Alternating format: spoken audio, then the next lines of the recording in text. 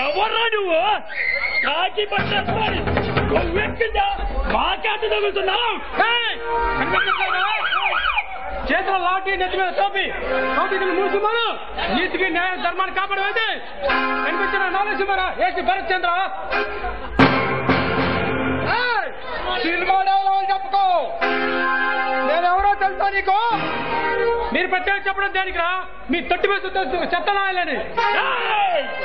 మేము ఒక చెత్తనాయనం కాదు, రాజుగా కన్య అన్నాలని చాలా రాసి నాటికి కంపగల చాలా అందుకున్నాం. అప్పుడప్పుడు నీలాంటి అడుగుల వాళ్ళని అంతం చేసే దేవోత్సవం అయితే మరి నేనేమో తెలుసా? మీలాంటి కాలాంతకు దేవంతులు దేహం చేసి శ్రీకృష్ణ పగరబో పోలీసుమంట దేశంలో మర్యాదలతో స్టేషన్ నడవండి. పిచ్చివాడ, నువ్వు రమ్మనగానే లగెత్తుకుంటూ రావడానికి మేమేమన్నా తెచ్చి లేకుండా కొట్టాలు అనుకున్నావా? 10 మంది చూస్తుండగానే నీకలకు వచ్చే కాలాంతకులం.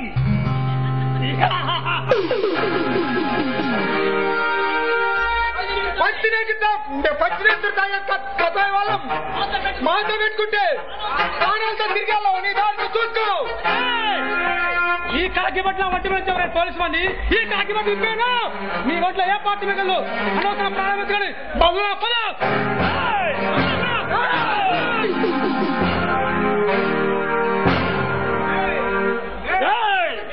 మేమెవరో తెలియక తొందరపడుతున్నావు, తెలిసాక నువ్వే చాలా బాధపడతావు. ఈ చుట్టుపక్కల 100 గ్రామాల వరకు మమ్మల్ని చూస్తేనే పోతాయి. నీలాంటి కాకి బట్టలు వేసుకున్నా కందిరి పోలీసు వాళ్ళు కూడా మా అడుగుడు తప్పుడు వింటే గుండెలాగి చస్తారా. చెత్తడాలని రోజు వింటూనే ఉంటారా? ఈ శుద్ధి చెప్పినప్పుడు ఎవరు వినిమరిస్తాను. అరివీర భయంకరుడు,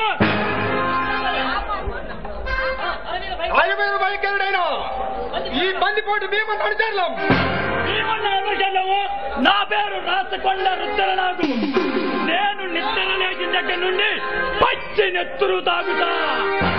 పేరు విచ్చుకత్తుల వీరభద్రం. ఎదిరించిన వాళ్ళని ఎగరేసి నరుకుతాం. పిరికి పంద భీమన చెంచగల మాట మీరు. పిరికి పంద కాదురా, అతి పరాక్రమంతుడు. ఒక్క దెబ్బతో కొండల్ని పిండి చేయగల ఉత్తన్న పిండ. అవునా? మా ద్వారా చూపు తగిలితే ఈ ఊళ్ళ కొల్లే ఊడ్చిపోతాయి. పోలీసు వాడు కూడా శవాలుగా మారి శ్మశానానికే వెళ్ళాలా? ఎక్కడ కొండగోస్తలకు ఇద్దరు ఒక వీరుడు, మీరు ఒక పోటుగాళ్ళు. అధిక ప్రసంగం చేశారా? ఎగదోడు చేస్తున్నా కొడకల్లారా.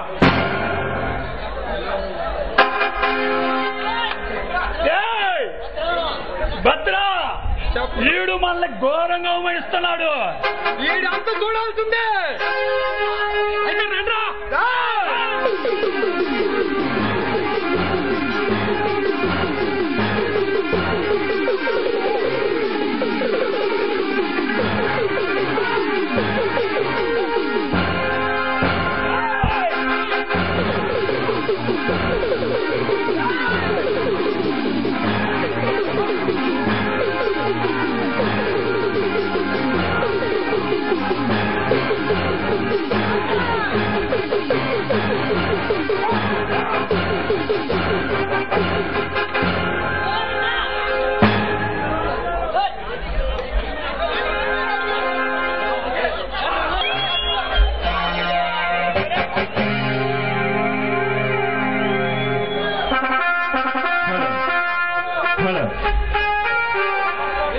ఎన్నో కుట్రలు కుతంత్రాలు చేసి ఎన్నో పచ్చని కాపురాలు అమాంతంగా కూలి తనకంటూ ఒక సామ్రాజ్యం నిర్మించుకున్న ఆ నీచ నికృష్ట ఆ దుర్మార్గుడు ఎవరో కాదు, అన్నయ్య అన్నయ్య అంటూ చెల్లెమ్మ చెల్లెమ్మ అంటూ బావా బావా అంటేలా వరుసలు కలిపి వాళ్ళు సర్వనాశనం చేసిన రాక్షసుడే ఈ మహేంద్ర.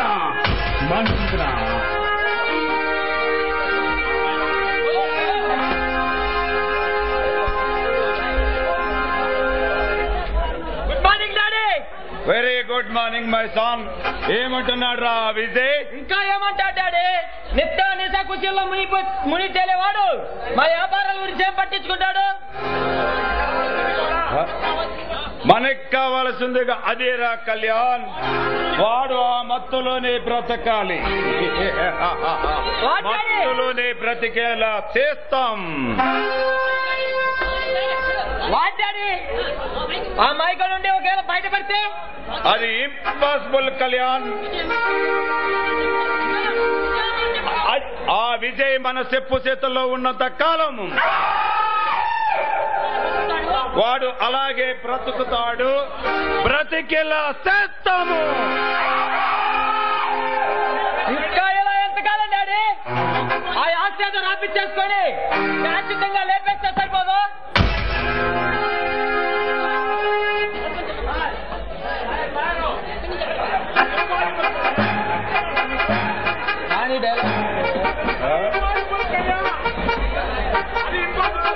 అది ఇంపాసిబుల్ కళ్యాణ్.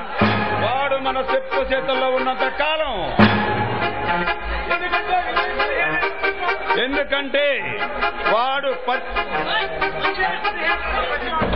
ఆ విజయ్ ప్రతివేనల్ల పసిపాలన నుండి తాగుడికి పూర్తిగా బానిసై వాడు అలా అంచెలంచెలుగా మత్తు నుంచి మత్తుకి దత్తపుత్రుడిని చేశానురా.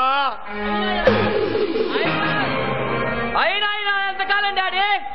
ఆ ఆశయాన్ని రాపించేసుకొని శాశ్వతంగా లేపేస్తే సరిపోదు? అలాంటి తొందరపాటు ఆలోచనలతో తప్పుడు అడుగులు వేస్తే ఎప్పటికీ తప్పించుకోలేడు కళ్యాణ్. సరైన సమయానికి వచ్చావు. నువ్వు ఈ సిటీలో పేరున్న ప్రముఖ లాయర్వి, పైగా మా పర్సనల్ సెక్రటరీవి, ఏదో సలహా ఇవ్వచ్చు కదా? కళ్యాణ్, ఆ 500 మన బతుకుంటే ఇప్పుడు మీకు వచ్చిన నష్టం ఏంటి?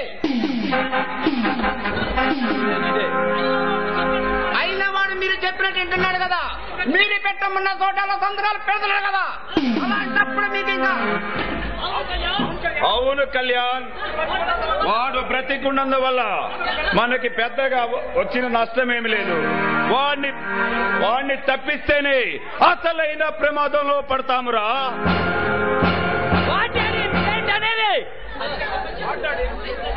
అయిపోయింది, నువ్వే చెప్పు.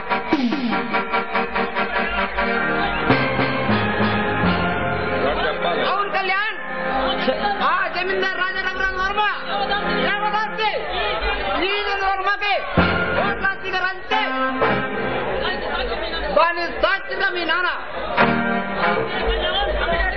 అందుకే కళ్యాణ్ వాడు ప్రాణాలతో బతికున్నాడు, లేకుంటే వాడు పసివాడిగా ఉన్నప్పుడే పరలోకం పంపించుండేవాడిరా.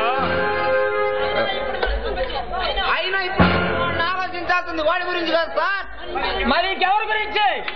ఈ రోజు ఈ సిటీకి ఒక కొత్త ఏసీ వచ్చాడు, వాడు చాలా సిన్సియర్ ఆఫీసర్ అయి ఉన్నాడు. అంత నిజాయితీ పరుడా వాడు? ఎంత నిజాయితీ పరుడైనా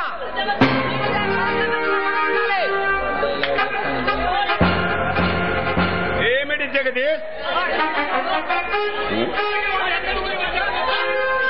జగదీష్ ఏమిటి వాడు? వాడు ఎక్కడి నుంచి వచ్చాడు? వాడి ఫ్యామిలీ బ్యాక్గ్రౌండ్ ఏమిటి? వాడు డబ్బుకు లొంగుతాడా, లేక దౌర్జన్యానికి తల వంచుతాడా, అధికారానికి అమ్ముడుపోతాడా, అయిన వాళ్ళ కోసం ముక్తి ధర్మాన్ని వదులుకుంటాడా? ఏమిటి జగదీష్ వాడి చరిత్ర?